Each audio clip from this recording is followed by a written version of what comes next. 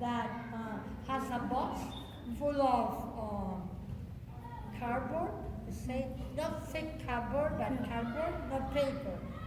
The one that is, and whenever there was a special kid there that is movement and many times got very angry, so the teacher let him take a piece of cardboard and tear it apart.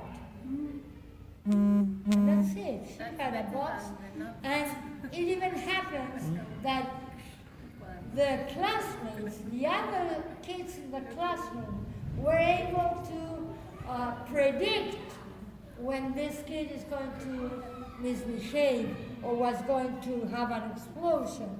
And his own classmates took one piece of cardboard and said, "Here you are," before the kids started misbehaving. And he just, and that's it.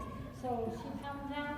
So that's not expensive, that's not a hard thing to have in a class. So we should be creative and develop some strategy. Okay, today he could do this, he did that, he is very creative.